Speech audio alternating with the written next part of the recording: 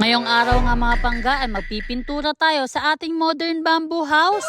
Sa previous video nga natin mga pangga, nakita nyo na tayo na yung nagpapatuloy sa pagpintura dito sa modern bamboo house natin. Sa kadahilan na nagkasakit ng ilang araw yung nagtatrabaho dito. Syempre as owner mga pangga, naghanap tayo ng paraan para hindi matanggong yung tinatrabaho dito. Meron naman tayong konting idea sa pagpintura kaya tumulong na lang tayo. Pero syempre walang bawas sa babayaran namin sa kanila mga pangga. Kibalikusa lang talaga namin to para matapos lang. Hindi din kasi namin alam mga pangga kung kailan magiging okay yung nagtatrabaho dito. Kaya ayun, nagkusa na lang kami. Nilagyan na nga namin ng mga tape yung edge at saka yung mga corner mga pangga para hindi malagpas-lagpas yung mga pintura. After na nga natin maglagay ng tape mga pangga, naglatag na kaagad tayo ng mga newspaper pa hindi malagyan ng pintura yung sahig natin. Alam ko mga pangga na hindi madali yung tatahakin natin para sa improvement dito sa farm natin. Lalong-lalo na first time natin magpagawa kung anong meron dito sa farm natin. Pero kahit ganun mga pangga, kakayanin natin at magpapatuloy tayo. Basta palagi lang kayo andyan para suportahan at gabayan kami sa journey namin dito sa farm. Walang imposible, kayang kaya to. Aside nga pala sa primer mga pangga, 3 beses namin pininturahan ng pabalik-balik para daw na mas maganda yung result. After na nga namin magpintura sa ceiling mga pangga, naglagay kami ulit ng tape sa gilid ng frame sa ating sliding door para mapinturahan yung mismong frame talaga mga pangga para mas lalo siyang magandang tignan. At dahil nga medyo rough yung kahoy na nilagay nila mga pangga, kailangan pa natin siyang iliha bago pinturahan. Nakakatuwa lang din talaga mga pangga kasi every time na may hinaharap tayong problema, may mga tao talaga tayong masasandalan. Lalong-lalo na siguro kung hindi busy ang team Lady Boss, kung andito lang sila, siguro matutulungan din nila tayo. Nakakamiss nga mga pangga yung mga moment na kasama natin sila. Yung tipo na parang wala kaming hinaharap na problema kasi puro tawa lang talaga yung ganap namin. Pero kasi mga pangga, habang tumatagal, may kanya-kanya na tayong priority sa buhay. Hindi naman kasi pwede mga pangga na pigilan natin sila sa pag-grow nila. Alam ko na marami na kami sa banding ng team Lady Boss. Pero hayaan yung mga pangga, darating din yung panahon na makakasama natin sila ulit. Ayan na nga mga pangga, nilagyan na natin ng brown na pintura yung kesame natin para may design naman konti. Masarap na nga sa pakiramdam mga pangga kasi konting tiis na lang matatapos na tong modern bamboo house natin. Pagkatapos kasi sa ating modern bamboo house mga pangga, magiging komportable na tayo sa lahat ng gagawin natin dito sa farm natin. Kasi nga meron na tayong komportable at maayos ang titirhan dito sa farm natin. At ayan na nga mga pangga, pininturahan na din natin yung frame sa ating bintana at saka sa pintuan sa may veranda. Ini-imagine ko pa nga lang na matapos lahat ng pinaplano natin dito sa bahay natin mga pangga, kinikilig na ako. Huy! At dahil tuyo na nga yung pintura mga pangga, hinahinay na namin tinatanggal yung mga tape. At saka tinitignan din namin kung may mga lagpas-lagpas ba na pintura para ma-fix din namin. Pero kung sakali mga pangga na meron kami mga mali-mali na nagawa dito sa bahay natin, huwag kayong mahiyang magsabi sa amin mga pangga. Open naman kasi kami mga pangga para i-correction sa mga trabaho namin dito. Para may tama din namin yung mga mali namin dito. At ito na nga yung kinalabasan sa ating trabaho mga pangga